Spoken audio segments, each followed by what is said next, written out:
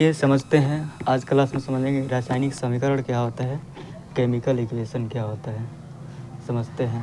ठीक है। रासायनिक समीकरण ऐसे तो रासायनिक समीकरण कहने का मतलब होता है कि अभिक्रिया में सूत्र और संकेतों को व्यक्त करना ही रासायनिक समीकरण होता है।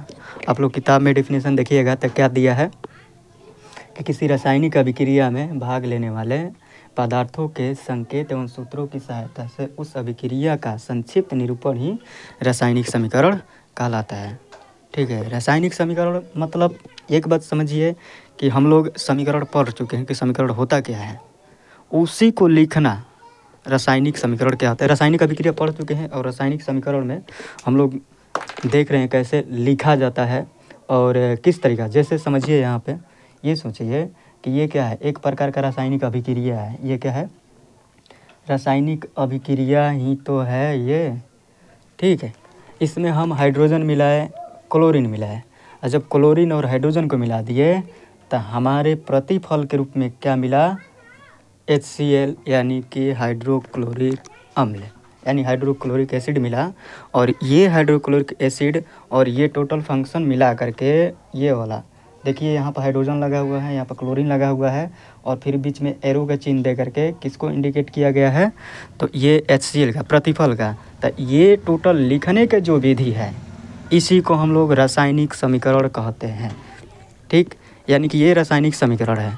हम सूत्र भी है और संकेत भी। देखिए यह सूत्र है और ये संकेत है, यानी कि क्लोरीन हाइड्रोजन और क्लोरीन को मिलाने के बाद क्या बनता है, हाइड्रोजन क्लोराइड। ठीक है। तो इसी पूरी प्रक्रिया को हम कहेंगे रासायनिक समीकरण। इसको रटने की ज़रूरत नहीं है। जो इस लड़के को ये चीज़ें पता है कि रासायनिक अभिक्रिया क्या होती है, रासायनिक अभिक्रिया को लिखने का तरीका ही क्या कहलाता है, रासायनिक समीकरण। यानी कि उसके सूत्र और संकेतों द्वारा हम व्यक्त करते हैं। बस ये समझिए। अब इसके कुछ लिखने का नियम है, किसी का रासायनिक समीकरण का लिखने का नियम है। और लिखने का नियम क्या होता है ये समझिए। सबसे पहले कि हम जैसे कि इतना रटने की ज़रूरत नहीं है। पहली बात ये सोचिए कि ये रासायनिक समीकरण है और इसी को लिखने का तरीका देखिए इसमें क्या क्या लिखा गया है। पहले है संकेत का उपयोग करते हैं। ठीक है। संकेत का कोई भी चीज़ हो रासायनिक अभिक्रिया में जो भाग लेता है अभिकारक, उसका संकेत क्या लेगा, हाइड्रोजन लेगा, क्लोरीन लेगा, हीलियम लेगा, लिथियम लेगा, बेरिलियम लेगा। यानी कि ये सारे तत्व जो होते हैं उसमें से कोई एक जो होगा इसमें भाग लेगा। अभिकारकों को हम हमेशा किधर लिखते हैं, अभिकारकों को हमेशा हम बाईं तरफ लिखते हैं और प्रतिफल को हमेशा समीकरण के दाईं तरफ लिखते हैं। ये लिखने का नियम है। आप जब भी लिखिएगा तो प्रतिफल हमेशा समीकरण के किस तरफ लिखाएगा, तो समीकरण के दाईं तरफ लिखाएगा। ठीक है। जैसे कि यहाँ पर देख लीजिए संकेत है, हाइड्रोजन और क्लोरीन है, दोनों को किधर लिए, ये दोनों अभिकारक है। अभिकारक मतलब जो अभिक्रिया में भाग लेगा, जो अभिक्रिया में भाग लेता है उसे हम अभिकारक कहते हैं, यानी कि रिएक्टेंट कहते हैं। और ये किधर लिखा गया है, तो अभिक्रिया के बाएं तरफ, यानी कि समीकरण के बाएं तरफ, समीकरण के बाएं तरफ लिखा गया है।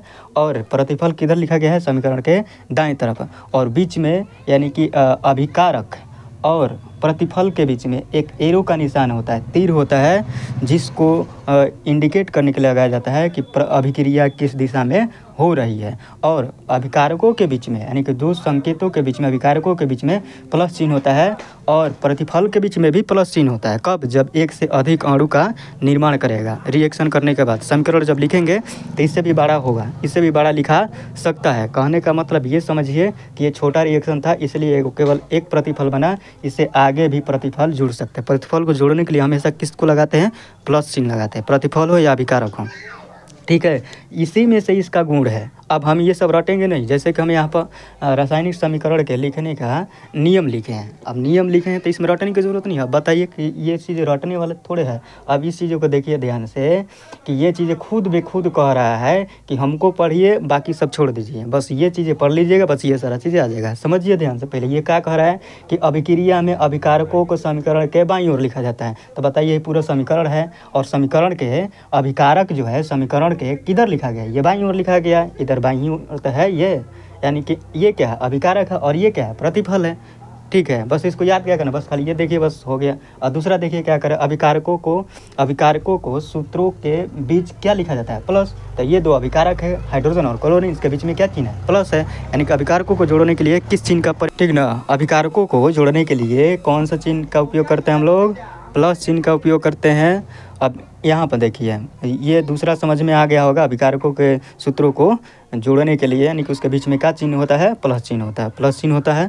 और तीसरा देखिए, तीसरा यह है कि अभिक्रिया में प्रतिफल को किधर लिखा जाता है, तो दाईं ओर लिखा जाता है। तो देखिए अभिक्रिया हुआ, प्रतिफल यानी कि जो नया प्रोडक्ट बनाएगा वो किधर होगा, अभिकारक के, यानी कि अभिकारक के किधर होगा, दाईं ओर होगा। किधर होगा, हमेशा प्रतिफल किधर होगा, दायां ओर होगा। ठीक है। और चौथा में लिखा गया है कि प्रतिफल के सूत्र के बीच में, प्रतिफल के सूत्र के बीच में भी क्या होता है, प्लस होता है। अभी यहाँ एक बना हुआ है तो यहाँ दो भी आ सकता है, यानी कि कोई दूसरा भी यहाँ पर आ सकता है। प्रतिफल एक से अधिक में भी टूट सकता है, यानी कि ये देखिए कि यहाँ अभिकारक एक से अधिक है। क्या है, अभिकारक एक से अधिक है, यानी कि अभिकारक एक से अधिक हो या प्रतिफल एक से अधिक हो, उसके बीच में हमेशा हम क्या चिन्ह को लगाते हैं, प्लस चिन्ह को लगाते हैं। काहे के लिए, उसको जोड़ने के लिए। और एरो का निशान जो होता है यह बताता है कि अभिक्रिया किस दिशा में हो रही है। और हमेशा याद रखिएगा कि अभिकारक जो होता है समीकरण के बाईं ओर होता है और प्रतिफल हमेशा समीकरण के दाईं ओर होता है। और ये जो सूत्र और संकेत के रूप में जो निरूपण किए हैं, लिखे हैं, इसी को हम लोग कहते हैं रासायनिक समीकरण। ये कोई बड़ी बात नहीं है, इसे रटने की जरूरत नहीं है। ठीक है, बस देखिए और उसको समझिए, समझ लीजिएगा, लिखा जाएगा। ठीक है। तो अभिकारक और प्रतिफल के बीच में किसका चिन्ह होता है, एरो का चिन्ह होता है, यानी तीर का निशान होता है, जो अभिक्रिया को बताता है कि किस दिशा में वो अभिक्रिया हो रही है और किधर प्रतिफल बन रहा है। ठीक है। तो और थोड़ा समझ लीजिए, देखिए कि ये जैसे कि मान लेते हैं अभिकारक है ए बी और प्रतिफल के रूप में क्या बनता है, सी और डी। देखिए हमेशा ध्यान रखिएगा, जब भी रासायनिक अभिक्रिया होगा दो तत्वों के बीच में, दो अणुओं के बीच में या दो परमाणुओं के बीच में, जब भी होगा रासायनिक अभिक्रियाएँ, वो हमेशा अपने से भिन्न गुण वाले दूसरे नए पदार्थों का निर्माण करेगा। उसी को कहते हैं हम लोग रासायनिक अभिक्रिया। जैसे समझिए यहाँ पर, जैसे कि ए और बी बना का सी और डी बन गया, मतलब इससे बिल्कुल अलग बन गया। और देखिए यहाँ पर हाई दो तत्व है, यानी कि ये दो अभिकारक है, अभिकारकों के बीच में प्लस चिन्ह, और अभिकारक और प्रतिफलों के बीच में जोड़ने के लिए, इसको दिखाने के लिए हम किसका उपयोग किए हैं, तीर का। तीर ये बताता है कि मतलब कि रासायनिक समीकरण जो है, मतलब प्रतिफल अभिक्रिया जो है किस दिशा में हो रहा है। ठीक है। और सी और डी यह बताता है कि क्या बन रहा है। देखिए अगर सी होता तो बस खाली सी लिखा जाता, लेकिन सी से अधिक बना हुआ है, यानी कि वहाँ पर प्रतिफल अधिक बना हुआ है, इसीलिए प्रतिफल के बीच में भी हम दो चिन्ह दिए हैं, मतलब चिन्ह दिया गया प्लस का। यानी कि अगर जितना प्रतिफल बनेगा, एक से अधिक प्रतिफल बनेगा या एक से अधिक अभिकारक होंगे, उसके बीच में हम प्लस चिन्ह लगाएंगे। ठीक है। तो इतना समझ में आ गया होगा। और आगे समझेंगे हम लोग क्या चीज़ें, कि संतुलित और असंतुलित समीकरण क्या होता है, अगले क्लास में समझेंगे। बस आज के लिए इतना ही। ठीक है। और रटिए मत और अच्छा से पढ़ाई कीजिए। आई होप कि समझ में आया होगा। Thanks for watching.